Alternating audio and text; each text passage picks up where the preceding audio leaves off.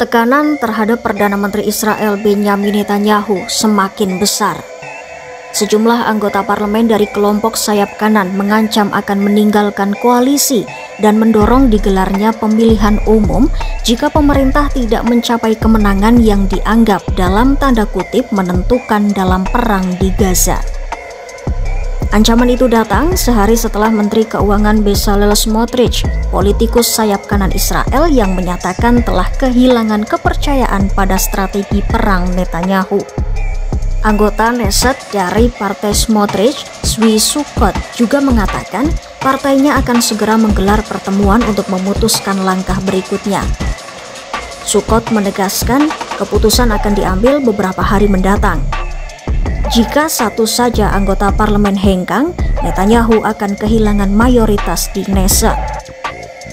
Sukkot menilai rencana terbaru untuk merebut kota Gaza yang disetujui Kabinet Keamanan pada pekan lalu hanya taktik untuk menekan Hamas kembali ke meja perundingan.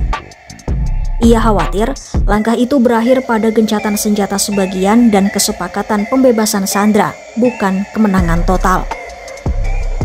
Nada serupa disampaikan Yitzhak Kreuzer dari Partai Otzma Yehudit.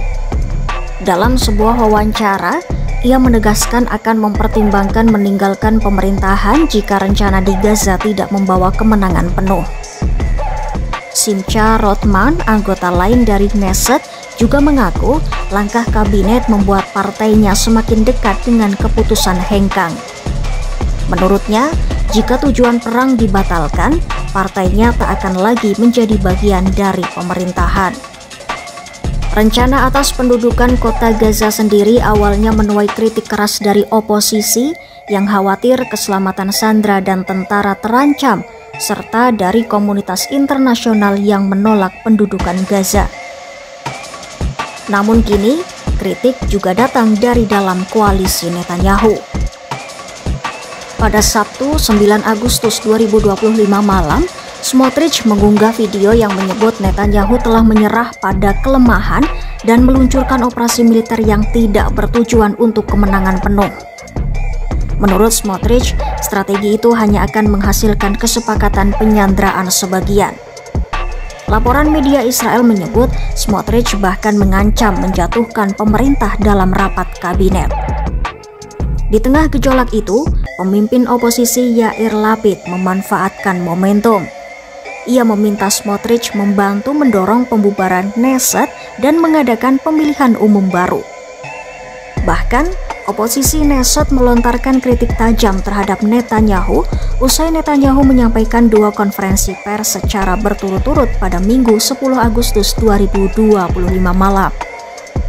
Mereka menuduh Netanyahu berbohong kepada rakyat dan lebih mementingkan kepentingan politik pribadinya dibandingkan kepentingan publik. Yair Lapid menyebut penampilan Netanyahu sebagai pertunjukan horor dari seorang Perdana Menteri yang gagal. Menurutnya, kebijakan Netanyahu di Gaza hanya akan berujung pada semakin banyak sandera yang tewas, tentara yang gugur, ekonomi yang runtuh, dan reputasi internasional Israel yang hancur. Sementara itu, Parlemen Israel Knesset sendiri saat ini sedang reses. Sebelumnya, pada Juni 2025, oposisi gagal mengajukan RUU pembubaran parlemen.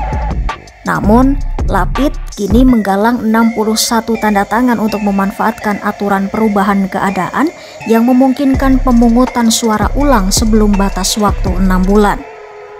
Jika tanda tangan terkumpul, maka peluang pemilu baru semakin terbuka.